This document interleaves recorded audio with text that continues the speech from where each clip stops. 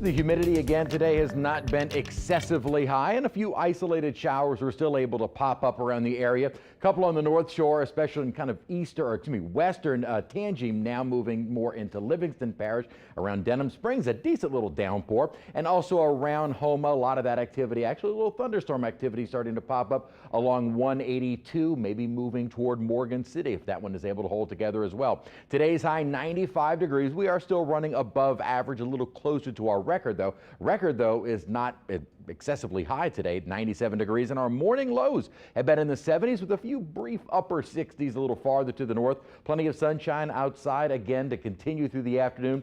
Temperature currently at 90 degrees, and humidity again is late July, not bad at 54%. Dew point is at 71. In the lower, some mid 90s outside at the moment. Dew points remain 60s, lower 70s. We're hanging on to that slightly drier air as long as possible.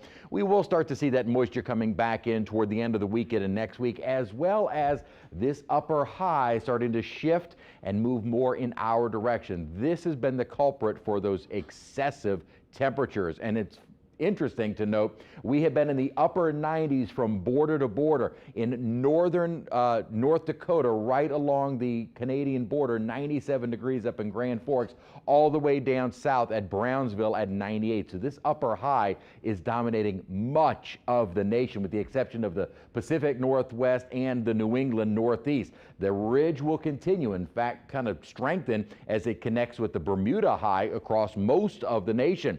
As we head further into the weekend and next week, that high then sort of settles right over us. So that may send our high temperatures into the more upper 90-degree range. At that same time, we're going to see this weak little disturbance kind of move along the upper high, right along the Gulf Coast. And that might help, coupled with the increase in moisture, trigger a few showers. I think it'll be kind of a battle between the upper disturbance and the upper high. Only right now, models indicating 30, maybe at most 40% as we head into early next week. So rain chances, even as they slightly increase, are not going to be that much. Few isolated showers that have been around today. Again, our rain chances over the next several days really slim, with about 10% of the area getting in on any kind of rain. So most of us, 90% of the area, will not see any.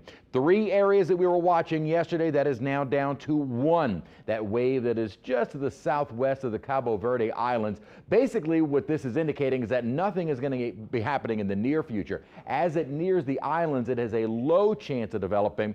GFS a little bit more aggressive than the Euro. Euro not really picking up on anything forming. Both models, however, keep it away from the United States entirely. That would put us toward the end of the month. High temperatures next several days will be gradually increasing again. Only some spotty showers toward early next week.